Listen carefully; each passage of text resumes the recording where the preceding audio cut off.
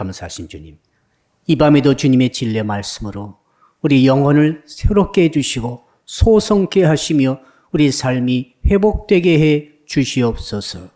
감사하며 예수 그리스도 이름으로 기도합니다. 아멘. 자, 오늘 주시는 말씀을 찾아서 우리가 합독으로 봉독 한번 하겠습니다. 구약성경 시편 32편 1절로 11절 마지막 절까지 말씀입니다. 구약성경 가지신 분들은 824쪽을 펴주시기 바랍니다. 자, 우리 같이 한 목소리로 시편 32편 1절부터 읽도록 하겠습니다. 시작. 허물에 사함을 받고 자신의 죄가 가려진 자는 복이 있도다. 마음에 간사함이 없고 여호와께 정죄를 당하지 아니하는 자는 복이 있도다. 내가 입을 열지 아니할 때에 종일 신음함으로 내 뼈가 쇠하였도다. 주의 손이 주야로 나를 누르시오니 내 진액이 빠져서 여름 가뭄에 마름같이 되었나이다. 내가 이르기를 내 허물을 여호와께 자복하리라 하고 주께 내 죄를 아뢰고 내 죄악을 숨기지 아니하였더니 곧 주께서 내 죄악을 사하셨나이다. 이로 말미암아 모든 경건한 자는 주를 만날 기회를 얻어서 주께 기도할지라. 진실로 홍수가 범람할지라도 그에게 미치지 못하리이다. 주는 나의 은신처이시오니 환난에서 나를 보호하시고 구원의 노래로 나를 두르시리이다. 셀라. 내가 네 갈 길을 가르쳐 보이고 너를 주목하여 훈계하리로다. 너희는 무지한 말이나 노새같이 되지 말지어다. 그것들은 재갈과 굴레로 단속하지 아니하면 너희에게 가까이 가지 아니하리로다. 악인에게는 많은 슬픔이 있으나 여호와를 신뢰하는 자에게는 인자심이 두루리로다. 너희 의인들아 여호와를 기뻐하며 즐거워할지어다. 마음이 정직한 너희들아 다 즐거이 외칠지어다. 아멘. 옆 사람 인사합시다. 영적인 홍수의 범람을 조심합시다. 지난 여름 홍수가 사상 최대로 길었다고 합니다. 6월 24일부터 8월 16일까지 홍수가 계속됐어요. 피해도 많았죠. 제가 조사해 보니까 한 30명 정도가 사망 혹은 실종됐습니다. 그리고 1000여 명의 이재민이 나타났어요. 여러분, 왜 사람이 홍수가 났을 때 죽거나 실종될 수 있습니까? 이 물이 범람하기 때문에 그렇습니다. 범람한다는 것은 굉장히 위험합니다. 어떤 할아버지 그 말을 들으니까 새벽 2시, 3시 되는데 갑자기 우르릉 소리가 나면서 지진 난 것처럼 하다가 집을 쓸어버렸다는 거죠. 그러니까 한참 잠을 자다가 깨어나지도 못한 채 범람된 홍수에 밀려가지고 사망자들이 생겼다 그 말이죠. 우리는 범람된 그 홍수의 범람을 조심해야 되는 것이죠. 자, 오늘 본문의 말씀은 이런 홍수 범람을 말하는 것이 아니라 영적인 범람을 말하고 있습니다. 한번 따라할까요? 영적인 홍수의 범람을 조심합시다. 우리 영혼에도 그런 범람이 닥칠 수 있다는 것입니다. 자, 그러니까 우리 육신의 홍수만 우리가 조심하고 범람을 주의 깊게 살피면서 막을 것이 아니라 사실 더 중요한 것은 우리 영혼에 닥쳐지는 여러 가지 홍수의 범람을 조심하고 주의해서 미리 막고 방어해야 할 줄로 믿습니다. 오늘 본문이 그것을 우리에게 말해주고 있어요. 자, 오늘 그렇다면 영적 홍수 범람이 무엇인가를 알아야 되겠는데 그걸 알기 위해서는 오늘 본문의 저자, 이 본문의 배경이 되는 그 스토리를 알아야 되겠습니다. 자, 지난주 금요일 날 제가 말씀드렸죠. 죄를 이기는 신앙이라는 말씀의 제목으로 시편 51편을 말씀을 드렸습니다. 그때 배경이 뭐였습니까? 다윗이 밧세바를 범하고 간음하면서 그의 남편 우리아를 죽였던 이러한 죄악에 대한 것들이 배경이 됐었습니다. 오늘 또 똑같은 사건이 배경입니다. 시편 32편도 시편 51편과 똑같은 다윗의 밧세바를 범하고 간음하고 남편 우리아를 죽였던 그 살인 사건을 배경으로 하고 있습니다. 그런데 그 포인트가 달라요. 자, 시편 51편에서는 언제 그 시를 지었는가 하면은 다윗이 죄를 범하고 한 1년쯤 지냈는데 자기가 죄를 짓는지도 모르고 지내다가 나단이 와가지고 말을 했습니다. 뭐라고 말을 하는가 하면은 부자 사람과 가난한 사람 이야기를 했습니다. 부자는 양이 수백 마리가 되는 사람인데 손님이 왔을 때에 자기 양을 잡는 게 아니라 양이 딱 한 마리밖에 없는 가난한 사람의 그 가족 같은 양을 잡아다가 대접을 했다는 것입니다. 나단 선지자가 이렇게 말을 하니까 다윗 왕이 대노했습니다. 대노해가지고 뭐라고 하는가 하면은 그 사람에게 그 가져간 양의 새끼의 4배를 물리도록 하라. 400%로 벌금을 내려라. 그래서 그 사람에게 주게 하라. 이렇게 하고 나서 만약 그것을 거부하게 되면 그 사람은 죽어야 하리라. 사형을 집행해버려라. 이렇게까지 대노하고 말을 했어요. 그 말을 듣자 나단이 뭐라고 그랬는가 하면 그 사람이 바로 당신입니다. 라고 반드시 이렇게 직선적으로 지적을 해버리죠. 충격받았습니다. 아무리 왕이지만은 그 왕 앞에서 그렇게까지 그 죄를 직선적으로 말을 했던 사람이 어디가 있겠습니까? 나단 선지자는 생명 걸고 그렇게 직접적으로 말을 해버린 것이죠. 그때 다윗이 순간 충격받고 그 자리에서 무릎을 꿇고 말하기를 맞습니다, 주여. 제가 그 죄를 지었나이다라고 인정하고 고백을 하죠. 자, 이렇게 죄를 깨닫고 내가 죄를 정말로 지었다라고 생각하고 바로 적었던 시가 시편 51편이에요. 죄를 깨닫자마자 회개하자마자 바로 지었던 시가 51편이죠. 그러니까 굉장히 감정적이고 열정적이고 정말 뜨거우면서도 처절한 부분이 느껴지는 것이 시편 51편이죠. 자, 오늘 시편 32편은 자, 이렇게 죄를 회개했어요. 깨달았어요. 그러면서 이제 그 다음에 죄를 대가를 지불하는 과정이 쫙 흘러갑니다. 이런 회개를 했는데 죄 대가는 내가 감당하는 것이죠. 그러면서 자기 아들이 죽고 그리고 집안에 문제가 생기면서 정말 굉장히 우여곡절을 겪으면서 비통한 삶을 경험을 하면서도 주님으로부터 용서를 받는 그런 경험을 다 한 다음에 이제 시편 오늘 32편을 쓴 거예요. 그러니까 자, 시편 32편 오늘 본문의 주제는 뭔가 하면은 죄를 지은 다음에 회개했는데도 불구하고 죄라고 하는 것이 얼마나 처절하게 우리의 삶을 망가뜨리고 있는가를 쓰고 있어요. 죄는 정말로 지어서는 안 되는데 그 죄가 어떤 효과를 가져오고 어떤 영향을 미치는가. 바로 홍수에 범람하는 것처럼 우리의 삶을 쓸어버린다는 것을 표현하고 있죠. 그러면서 또 한편으로는 그런데 우리 주님께서 나의 회개한 죄를 용서해 주셔가지고 용서를 받으면서 그 용서 때문에 내가 어떻게 이 어려운 지경에서 벗어날 수 있었는가를 말해주고 있어요. 은혜가 됩니다. 이게 은혜 아니겠어요? 자, 그래서 1절과 2절 보게 되면은 이 복이 있다라고 2번이나 말하고 있습니다. 누가 복이 있습니까? 자, 1절, 2절을 한번 읽어볼까요? 1절, 2절 복이 있는 사람 시작. 허물의 사함을 받고 자신의 죄가 가려진 자는 복이 있도다. 허물이 없는 자가 복이 있는 게 아니고 허물이 있어요. 허물이 있는데 사함을 받은 자가 복이 있다는 거예요. 이게 신앙의 엄청난 축복입니다. 또 뭐라고 합니까?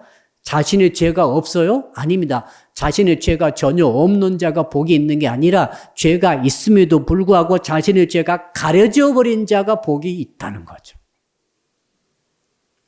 그 다음에 마음에 간사함이 없고 여호와께 정죄를 당하지 아니한 자가 복이 있다. 자, 그러니까 무슨 말입니까? 여러분, 죄를 짓지 않는 것이 복이 아니라 죄를 짓긴 짓더라도 용서받는 것이 복이다. 허물이 없는 것이 아니라 허물이 많음에도 불구하고 그 허물이 용서받아버린 자가 복이다. 그게 누굽니까? 나다. 내가 죄를 짓고 나서 엄청난 하나님의 징계에 채찍을 맞고 나서 정말 오늘 본문에 나오죠. 이런 경험을 했다고 뼈가 막 쇠해버리고 진액이 다 말라붙어버리는 그런 경험을 하면서 그런데 그 과정 통해서 내가 죄를 용서받고 허물의 삶을 싹 받으면서 이 경험을 하고 보니까 정말로 복이 무엇이더라? 정말로 복은 죄를 짓지 않는 것이 아니라 죄 용서받는 것이고 가려움받는 것이고 사함받는 것이구나라고 하는 것을 깨닫고 시편 32편 오늘 본문을 쓰고 있는 것입니다. 그러면서 이 영적인 홍수가 범람해가지고 사람의 영혼을 쓸어버리고 그리고 그 영혼에 관계된 육신의 삶도 쓸어버리고 여러분 범람해서 산사태 나가서 쓸어버리면 뭐가 남습니까? 아무것도 남지 않죠. 흔적도 없이 사라져버리죠. 정말 무섭더라고요. 제가 영상 한번 봤더니 야 이게 정말로 무섭구나. 산 밑에는 살기 싫더라고요. 이제 산 밑에 산사태가 나면은 범람은 홍수와 더불어서 쓸어버리니까 꼼짝 못하고 이건 방어할 수가 없어요. 그러면서 다윗이 말이죠. 오늘 본문을 통해서 우리에게 뭘 알려주고 있는가 하면 홍수가 범람하는 것처럼 쓸어버리는 영적 범람의 그 원인이 되는 것들을 세 가지로 알려주고 있어요. 요 세 가지를 우리가 오늘 핵심을 딱 잡고 이것이 내 삶을 덮치지 못하도록 미리 막고 방어할 수 있는 하나님의 지혜를 얻어야 할 줄로 믿습니다. 그 첫 번째가 뭡니까? 허물 아닙니까? 1절에 바로 나오죠. 따라합시다. 허물이 영적인 범람입니다. 허물이 뭔가 했더니 허물은 우리는 보통 한국말로서의 허물은 좀 약한 단어예요. 죄보다는 훨씬 약하다 허물 이렇게 생각하지요. 우리 한글은 좀 그렇습니다만 원어는 반대예요. 죄보다 허물이 훨씬 더 강력한 단어입니다.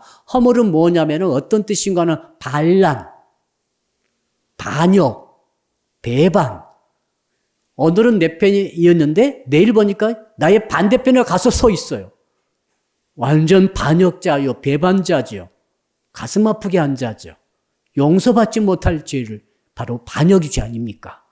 옛날에도 반역이 일으키면 뭐 7족을 멸하고 9족을 멸해버렸죠. 이건 임금으로서 왕의 권위를 인정하지 않는 거예요. 왕을 왕으로 여기지 않는 것이 허물이에요. 왕의 영역을 침범해서 네가 왕이냐 하고 달려드는 것이 허물이에요. 그러니까 허물의 죄는 말이죠. 그냥 죄가 아니라 허물의 죄라고 하는 것은 치명적인 죄를 의미합니다. 하나님 나라의 영역을 부인하는 거예요. 하나님을 하나님으로 여기지 않는 거예요. 피조물된 인간이 창조주 하나님, 절대주권자 하나님을 하나님으로 인정하지 않을 때 그럴 때가 여러분도 있었죠. 언제입니까? 예수 믿지 않고 있을 때, 하나님을 믿지 않고 있을 때 우리는 하나님을 하나님으로 여기지 않았습니다. 하나님의 주권을 인정하지 않았습니다. 이게 허물이에요. 가장 큰 죄예요. 불신자들이 왜 지옥 가는가 하면은 허물 때문에 지옥 갑니다. 하나님의 주권을 인정하지 않아요. 하나님의 존재하심을 인정하지 않아요. 하나님의 살아계심을 인정하지 않아요. 그러니까 이건 가장 큰 죄예요. 본질적인 죄입니다. 무슨 도덕적인 죄가 아니에요. 그 죄 때문에 지옥 가는 게 아니라 뭡니까? 하나님을 하나님으로 인정하지 않는 것을 본질적으로 딱 갖고 있기 때문에 그것이 가장 큰 죄이기 때문에 결국 그것 때문에 처벌을 받고 지옥에 가게 된다 그 말이죠. 이 허물을 갖게 되면은 홍수가 범람해서 자기를 영혼을 쳐버리고 그 삶 전체를 쳐버립니다. 허물을 우리가 절대로 보면서는 안 돼요. 허물을 해결해야 돼요. 자, 여러분이 가정에서 허물이 있을 수 있어요. 어떤 영역은 절대 하나님의 영역을 인정하지 않을 때 허물이에요. 어떤 사람은 월화수목금토 일 중에서 정말 토요일만큼은 금요일 오늘 금요일이죠. 불타는 금요일 밤 입안만큼은 아무에게도 터치받지 않고 자유롭게 룸살롱을 가가지고 클럽에 가가지고 마음대로 논다고 합니다. 그러니까 월, 화, 수, 목, 토, 주일 이것은 좀 제재를 받고 컨트롤을 받고 그때는 하나님의 살아계심을 인정하고 그런데 이상하게 금요일 밤만 되면은 빡 돌아가지고 하나님의 영역을 부인해버리고 하나님이 안 계신 것처럼 하나님의 살아계시지 않는 것처럼 그렇게 막 살아버리고 놀아버리고 이 일을 저지르고 해버린다 그 말이죠.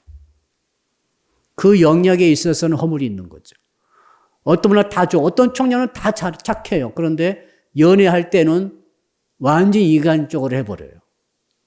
너무 많은 문제를 일으킬 수 있죠. 이성 간의 관계는 완전히 그렇게 해버려요. 그 말하기를 나는 그건 못해. 딴 건 다 지켜도 그건 지킬 수가 없어. 성적인 문제는 완전히 그렇게 가버려요. 그 영역은 하나님의 존재하심, 하나님의 임재하심, 하나님의 살아계심을 인정하지 않는 것이기 때문에 그건 허물이 있는 거죠. 어떤 사람은 다른 것 열심히 일하는데 돈 문제만큼은 세상적으로 해버려요. 하나님께 드릴 것도 드리지 않고 하나님의 물질이나 하나님의 주권을 인정하지 않아요. 그게 뭡니까? 그 부분에 물질의 분야에서 허물이 있는 거죠. 이게 죄예요. 이것이 있게 되면 그게 홍수가 돼가지고 느닷없이 쳐버릴 때가 있다는 거예요. 어떤 사람은 몸의 사용에 있어서 허물이 많아요. 다른 것 정말 다른 것 같은데 어떤 면에 있어서는 몸을 쓸 때는 정말 세상적으로 하나님이 안 계신 것처럼 자기 몸을 사용해버려요. 그런 사람이 있죠. 예수 믿으면서도 때때로 정말 해서는 안 될 관계를 맺어버리는 사람도 부지기 있었죠. 그런 일을 행동해버리는 사람도 부지기 있었죠. 그게 뭔가 다름 아닌 허물이에요.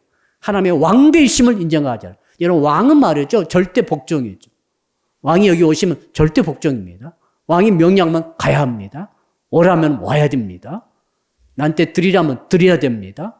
이거 시행하라면 시행을 해야 합니다. 여러분 왕이 하나님 아니십니까? 왕의 주권을 부인하는 것은 큰 죄죠. 이게 허물입니다.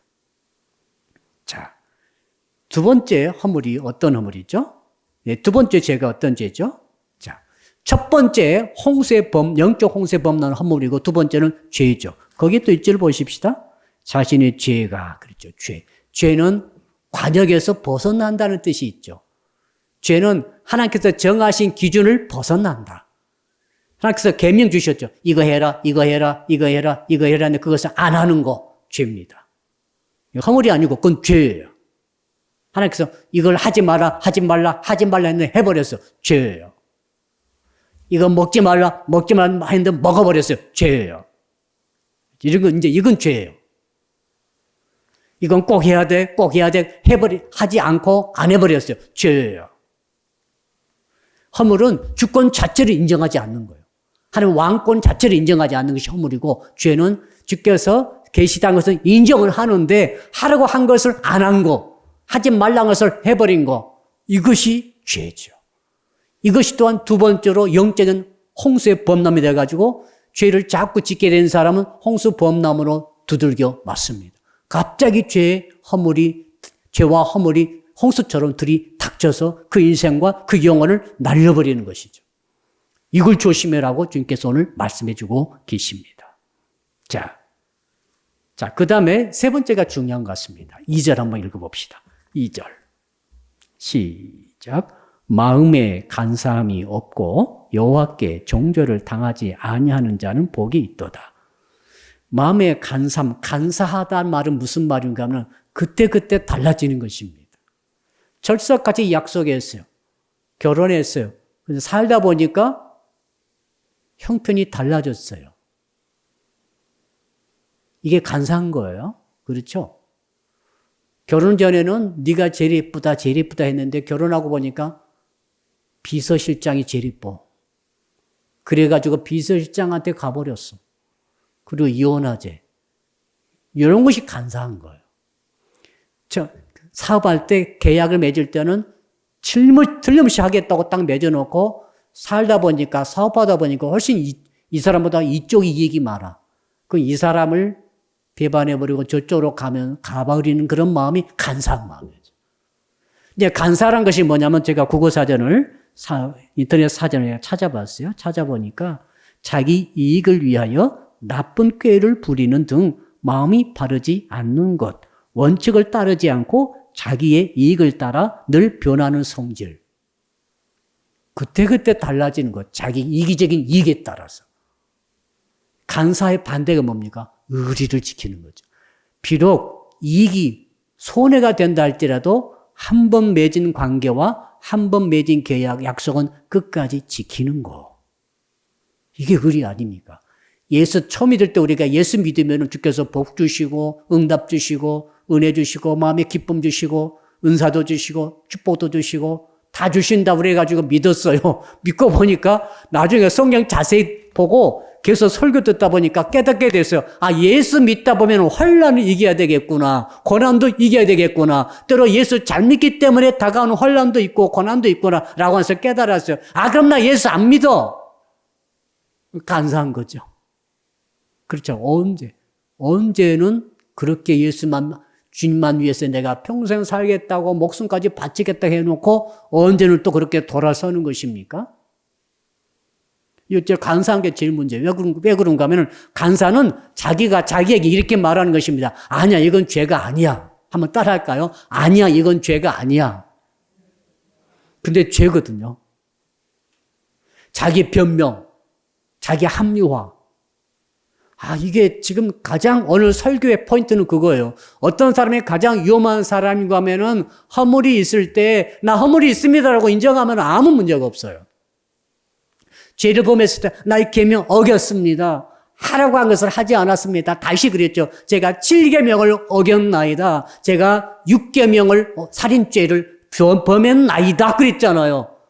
그러니까 은혜 받았잖아요. 그래서 복 있는 사람이라고 인정받았지 않습니까? 이걸 다윗이 지금 간증하고 있는 것이죠. 야, 나 정말 살인죄 지었다. 나 정말 왕이 돼가지고 간음죄 지었다. 내가 정말 왕이 돼가지고 충신을 죽여버렸다. 세상 이런 죄가 어디 있을까? 이걸 전부 인정해버렸어요. 신하들 앞에서. 대단한 사람이에요. 그 점에서 볼 때. 죄를 안 지어서 대단한 게 아니에요, 여러분. 죄를 안 지어서가 아니라 그 죄를 인정을 해버린 거예요. 나단 신하 아닙니까? 신하가 들었으니 신하가 다 퍼뜨렸겠죠, 이제. 그런데 이것이 간사한 사람은, 마음이 간사는 그렇게 못해요. 야, 내가 그때 이러이런 일에서 이렇게 했다가 자꾸 자기 합리화를 시키는 거죠. 자기 죄임에도 불구하고 자기 마음에서 자기를 속이는 거예요. 자기가 나 이거 죄 아니야 하면서 있는 거죠. 여러분, 죄라고 인정해야 회개가 되죠. 죄라고 인정하지 않으면 회개를 안 해요. 그래서 우리 재판에 하다 보면은 그 재판 판사들이 계속 물어보죠. 당신 죄를 인정하느냐고 인정하지 않느냐고 계속 물어봐요. 그래가지고 죄를 인정하면은 정상을 참작해 줘요. 그렇죠? 이 사람, 그래서 판사가 뭐라고 판결을 하면, 자, 이렇게 이러이러한 죄를 지었다. 근데 이 사람이 그걸 죄를 다 인정을 했다. 잘못을 깨닫고 지금 뉘우치고 있다. 그러므로 그것을 감안해가지고 내가 10년 때릴 것을 8년으로 때린다. 아, 이렇게 다 써 있더라고요. 근데 그 중에 어떤 사람 있습니까? 몇 달 전에 한강에서 그 토막 시체가 발견된 일이 있었습니다. 젊은 사람인데 범인이 잡혔죠. 여관 종업원이 죽였어요. 왜 죽였냐 했더니 그 사람이 자기를 너무 모독했다는 거예요. 호텔 종업원 자기를 모독하고 막 비하하고 그런 막 참을 수 없는 수치심이 일으키는 말들을 하기 때문에 자기가 참을 수 없어서 죽인 다음에 버릴 때 토막해서 한강에 버린 거죠. 근데 그 사람이 잡혔는데 그 사람 특이한 사람이에요. 뭐라고 말했는가 하면 죽일 놈을 죽였다 이렇게 말했어요. 여러분, 호텔 손님이 아무리 무슨 말 해서도 죽일 죄를 지은 건 아니잖아요. 그리고 나는 지금도 그런 사람 만나면 또 죽이겠다 그랬어요. 재판석에서. 그러니까 판사가 어떻게 했겠어요? 용서 없이 그대로 때리는 거예요. 막 그 사람 사형인가? 묵인가 받았어요. 와. 지금 마음의 간사의 문제가 그 문제거든요. 자, 마음이 간사하지 않는 자가 복이 있다고 그랬죠. 허물이 있어도 사함받으면 복이 있고 죄가 있어도 가림받은 복이 있는데 2절은 다르게 표현하고 있잖아. 2절은 뭐라고 했습니다. 마음이 간사해도 용서받으면 복이 있다. 이것이 아니잖아, 지금. 그러니까 마음의 간사함이 없어야 된다는 거죠. 마음의 간사가 없고 여호와께 정죄를 당하지 아니하는 자는 왜 정죄를 당하지 않습니까? 마음의 간사가 없이 허물이 있다고 고백했기 때문에. 마음의 간사가 없이 나 죄 지었다고, 나 간음죄, 나 살인죄 지었다고 고백하기 때문에, 입을 열어서 토설하기 때문에 주께서 여호와께서 정죄하지 않았다는 거죠. 할렐루야. 저는 예수 믿고 나서 진짜 이 점이 너무너무 감사한 것입니다. 저를 보니까 죄도 있고 허물도 있어요. 여러분도 그렇죠? 죄도 있고 허물이 있는데 내가 예수 믿고 나서 나 죄 없다, 나 허물 없다, 나 완전하다 라고 갔더라면 나는 망하는 거예요. 우리는 종교가 아니에요. 완전주의자가 아니에요, 우리는. 우리는 완전을 추구하는 게 아니에요. 은혜를 추구하는 거죠. 용서받는 것을 추구하는 거예요, 우리는. 하나님과 관계를 추구하는 거예요, 우리는. 어떤 계명을 딱 적어놓고 수백 개, 회교도도 그렇잖아요. 수백 개의 계명을 딱 적어놓고 그것을 철저히 지켜나가는 것이 목표가 돼서는 안 돼요. 그 지켜가긴 지켜가지만은 지켜가면서 허물이 발견되고 죄를 짓게 되고 이걸 막 실수도 하고 넘어지고 자빠지고 하면서 그 죄를 지어가지 하나님 앞에 주님 나 이거 죄 지었습니다라고 회개하고 입을 열어서 고백함으로 말미암아 마음에 간사함이 있으면 그건 안 되거든요. 마음에 간사한 자는 진실한 고백이 안 돼요. 왜? 스스로를 속이기 때문에 스스로를 자기가 변명해서 스스로 가면 써버려요. 이 페르조나라고 이 가면 쓰는 사람이 제일 어려워요. 죄를 지어놓고 죄를 안 지었다고 해요. 그리고 그것을 자기가 믿어요. 그렇게 생각을 해요. 그러니까 회개를 절대 안 하죠. 죄를 안 지었으니까 회개 안 하죠. 회개 안 하면 어떻게 되죠? 멸망하는 거예요. 홍수가 쳐버리는 거죠. 영적 홍수가 쳐가지고 그 영혼도 떠내려갈 수 있어요. 그 라이프 모든 삶의 현장이 싹 떠내려갈 수 있어요. 큰일 납니다. 자, 그러니까 이 마음의 간사함 우리가 정말 조심해야 됩니다. 자, 이 세 가지가 지금 주께서 말씀하시는 영적 홍수 범람의 요인이 되겠습니다. 자, 그렇다면은 이 홍수가 범람할 때 우리가 어떤 피해가 오는가? 어떤 피해가 옵니까? 2절의 하반절에 보니까 한번 따라 할까요? 정죄를 당합니다. 자, 회개하지 않고 죄와 허물을 범하고 마음이 간사한 사람은 정죄를 당합니다. 하나님의 정죄. 하나님께서는 원래 그렇습니다. 거룩하신 분이잖아요. 완전하신 분이십니다. 그러니까 죄가 있고 허물이 있는 것은 정죄하세요. 죄를 범하고 허물이 있는 수많은 인생들에 향해서 하나님께서 다 정죄하셨어요. 그래, 정죄를 끝나면 전부 지옥 가는 거예요. 우리 정죄를 끝나면 안 되잖아요. 정죄를 끝나면 다 지옥 가는데 우리는 예수 그리스도가 계셔가지고 얼마나 감사하게 예수 그리스도를 의지하고 죄를 고백함으로 말미암아 정죄에서 벗어나게 된 것이 구원이죠. 그런데 죄와 허물과 간사가 있으면서 예수 그리스도라는 대속이 일어나지 않으면은 지옥 가는 거죠, 이제. 그게 이제 영적인 홍수입니다.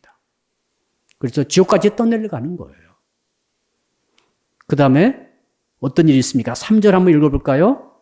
이 죄 문제가 해결되지 않을 때 일어나는 일들이죠. 3절 시작. 내가 입을 열지 아니할 때에 종일 씨름함으로 내 뼈가 쇠하였도다. 자, 이게 무슨 자기 경험이에요, 지금. 다윗의 경험입니까? 밧세바를 범하고 우리아까지 죽여버리고 밧세바가 아기를 베가지고 이제 이걸 숨기려고 별 난리를 치다가 아기를 낳게 되는데 아기가 죽게 되고 이 과정이 1년 걸렸어요. 그러니까 나단이 찾아오기 전 과정이 1년이에요. 그러니까 살인죄와 간음죄를 범한 후에도 계속해서 다윗은 자기가 죄인이라고 말하지 않았어요. 자기 스스로 자기가 죄라고 생각하지 않았을 수도 있어요.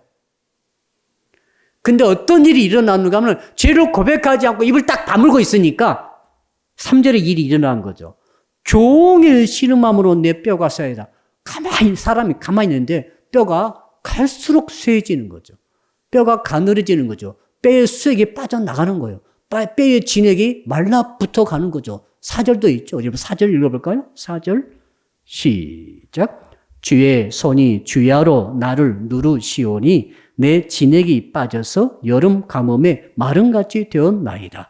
뼈가 쇠하더니 나중에 더 말을 않고 있으니 더 죄를 고백하지 않고 더 허물을 딱 다물고 있고 더 마음에 간사를 회개하지 않고 꾹 갖고 나는 죄가 없어. 나는 왕이야. 나는 어떤 여자든지 다 가질 수 있어. 왕이니까.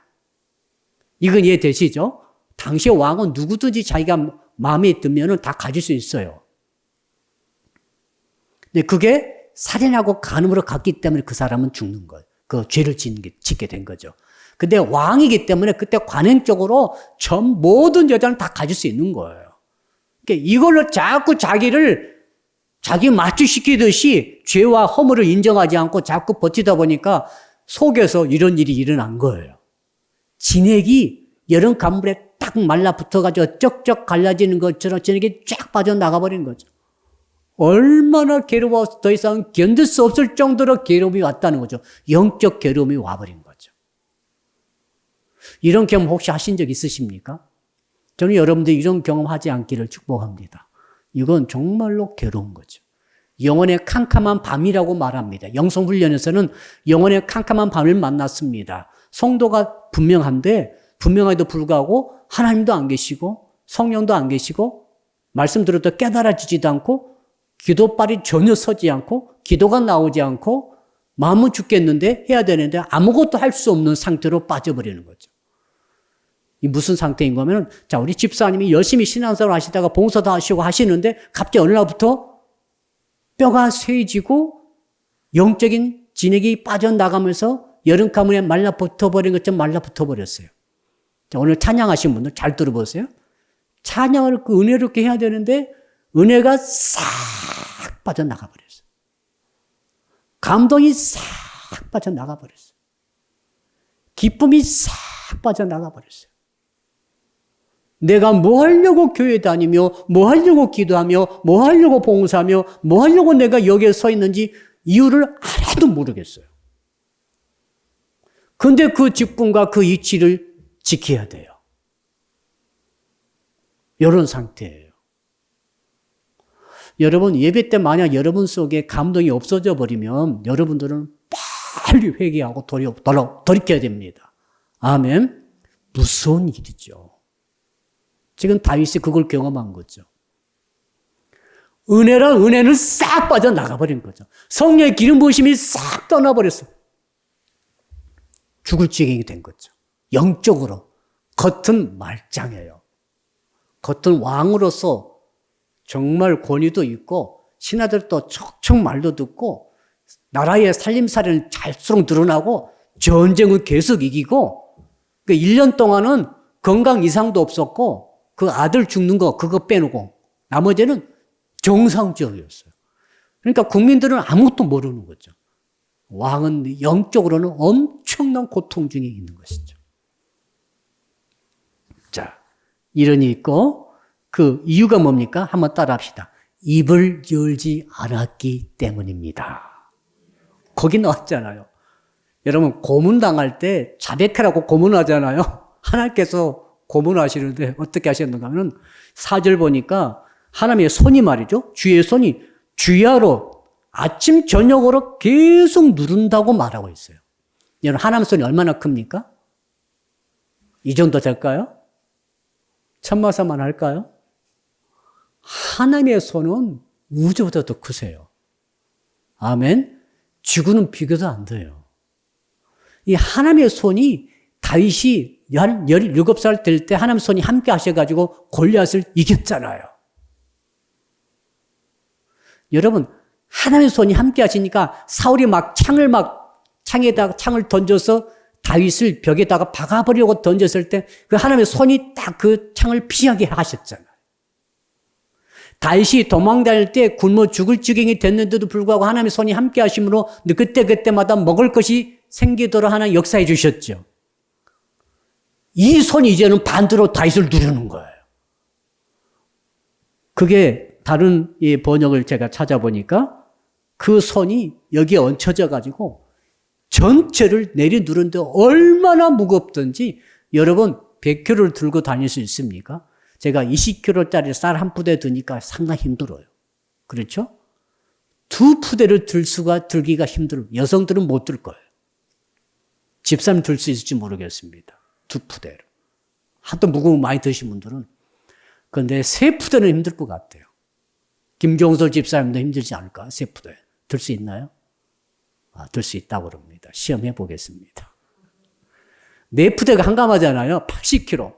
대개 80kg 힘센 장정들은 한가마 진다고 그러잖아요.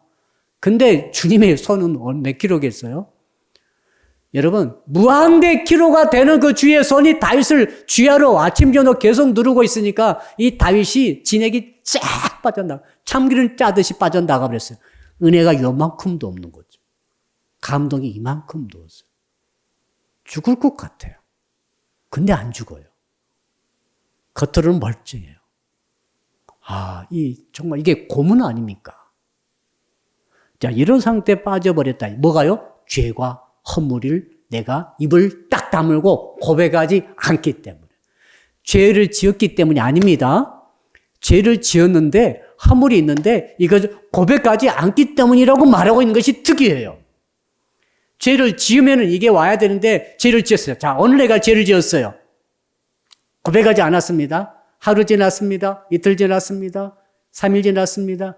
요때 요 일이 일어나고 있는 거죠, 지금. 고백하지 않았기 때문에. 그러다가 이제 고백을 하는 거죠. 자, 거기 한번 볼까요? 이제 하나님께서 우리 영적 홍수와 범람 막을 수 있는 방법이 이제 나옵니다. 3절 읽어봅시다. 3절 시작.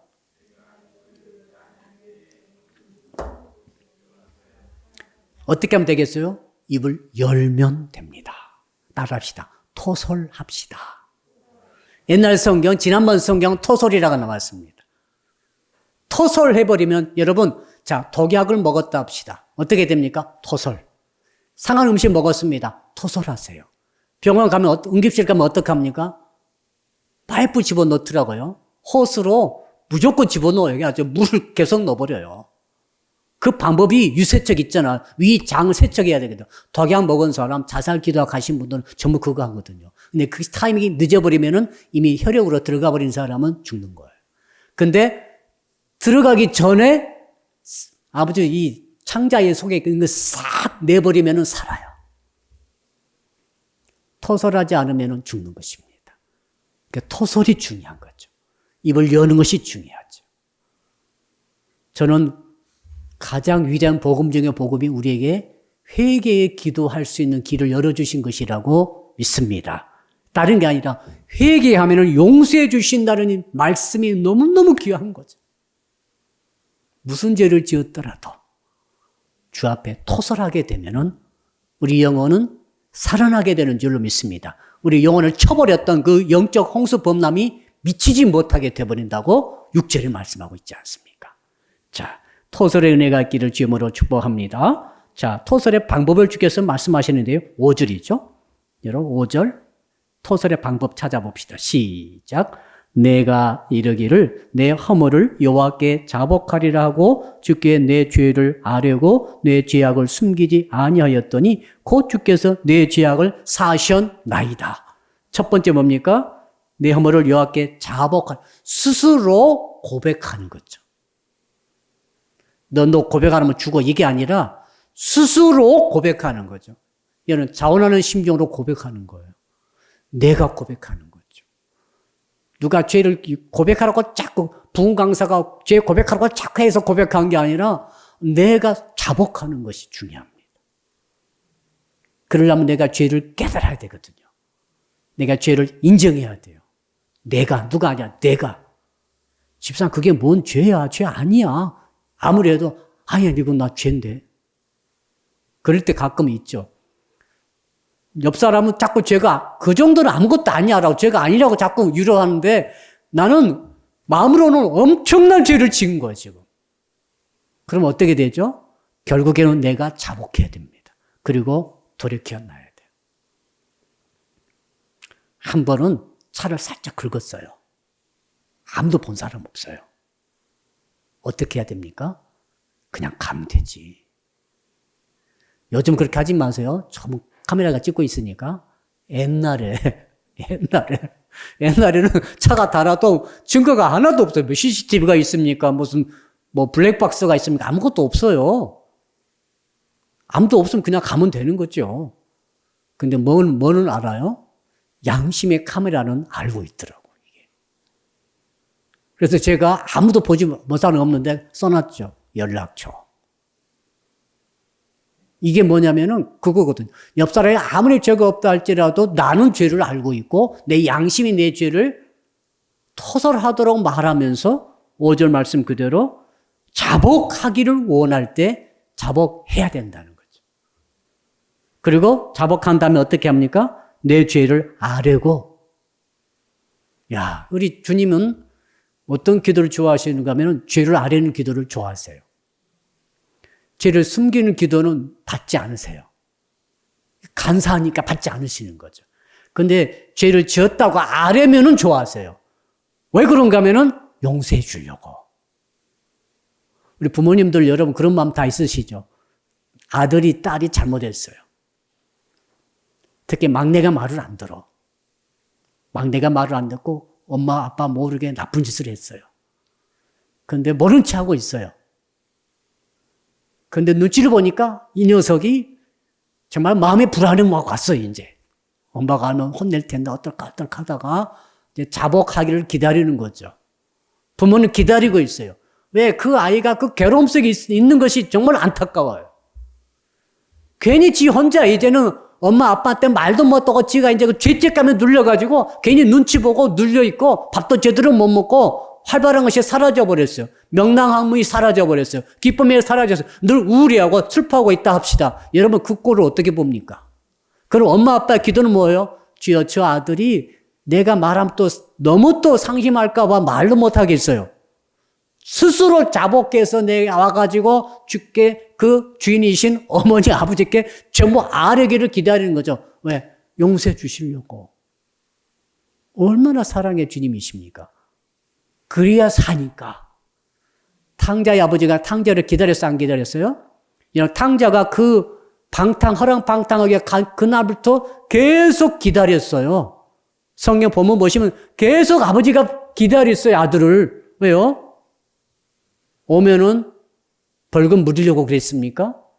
혼내려고 그랬습니까? 아닙니다. 용서해 주려고. 용서받아야 탕자가 사니까. 지금 주님께서 우리에게 말씀하시는 것은 네가 죄를 지었느냐, 죄를 책망한 게 아니라 왜 그렇게 고백하지 않느냐, 왜 허물을 내 앞에 토설하지 않느냐, 죄를 내 앞에 아뢰지 않느냐고 말하는 거죠. 그게 자복인 거죠. 그 다음에 세 번째는 뭡니까? 내 죄악을 숨기지 아니하였더니. 숨기지 아니했다는 거죠. 다윗이 1년간 숨기다가 1년간 숨겼잖아요. 숨기다가 나단 말을 듣고 그때 꼬꾸라져가지고 그때 이제 숨기지 않고 다 말하고 자복하고 막 다 회개하고 다 한 거죠, 지금. 그러니까 주께서 그 다음 일이 뭡니까? 한번 따라할까요? 곧 주께서 죄악을 사하셨나이다. 이 뉘앙스를 알아야 돼요. 기다렸다는 듯이 사해버리는 거죠. 할렐루야. 너 진짜 잘못했어. 세상에 충신을 죽여. 아내를 빼앗아. 너 진짜 잘못했어. 내가 정말 용서 안 되는데 할 수 없이 용서해 주는 거야. 이게 아니에요. 그게 아니라 계속 기다리고 계시다가 나단이 할 수 없이 하나님께서 오직에서 나단 보내셨겠어요. 계속 안고 있다가는 그 영혼이 죽게 생겼고 뭐가 옵니까? 영적 속은 다윗을 쓸어가 버려요. 그렇기 전에 직전에 이제 나단 보내가지고 기회를 딱 주니까 다윗이 거꾸러지면서 자복하고 주께 내 죄를 다 아뢰고 그다음 내 죄악을 숨기지 않고 다 말했다는 거죠. 하나님 앞에서만 그랬을까요? 온 백성 앞에서, 나라 앞에서. 그러니까 주께서 곧 죄악을 용서해 주신 줄 믿습니다. 얼마나 감사가 되는지 모르겠어요. 자, 이런 식으로 홍수의 범람을 우리가 막는 것입니다. 그러니까 홍수 범람 막는 것은 길을 쓰고 힘주고 있는 게 아니에요. 말씀 지키려고 막 서 있는 게 아니란 말입니다. 그런 식이 아니라 허물과 죄와 또 마음의 간사함을 주 앞에 철저히 토로하고 아뢰고 자복하고 인정하고 숨기지 아니하는 이 죄의 고백이 바로 영적 범람의 홍수를 막는 길인 줄 믿습니다. 오늘 밤에 그 일을 하는 것입니다.